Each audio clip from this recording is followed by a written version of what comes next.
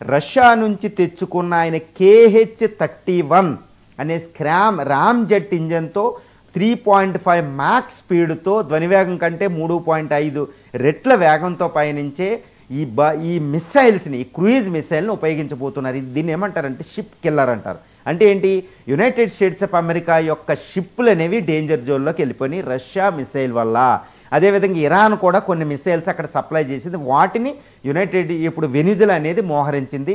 ఈ మిసైల్స్ను కూడా ఎలా ప్రయోగిస్తారంటే, ఒకప్పుడు రష్యా మనకిచ్చిన సుఖోయ్ 30 అంటే భారత్కి సప్లై చేసిన సుఖోయ్ 30 లాంటి ఈ 4.5 జనరేషన్ 4 జనరేషన్ ఎయిర్ క్రాఫ్ట్ల ద్వారా అంటే ఒక 20 సుఖోయ్ 30లు అనేవి ఇక్కడ వెనిజులా దగ్గర ఉన్నాయి. అంటే రష్యా ఆయుధాలే పూర్తిగా. ఈ రష్యా ఆయుధాలైన సుఖోయ్ KH-31 మిసైల్ను ప్రయోగించి అమెరికా యొక్క షిప్పులకి తీవ్ర నష్టం కలిగించవచ్చు. అంటే అమెరికా ఇంకా అక్కడ డేంజర్ జోన్లో ఉన్నట్టే.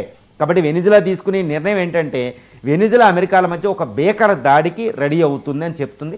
అదేవిధంగా వెనిజులా కూడా ఒక 50 లక్షల మంది పౌరులకి ఓ వాలంటరీ ఆర్మీ ట్రైనింగ్ ఇచ్చి ఎక్కడికక్కడ మోహరించింది. అటు కొలంబియా వైపు, ఇటు వెనిజులా, కరేబియన్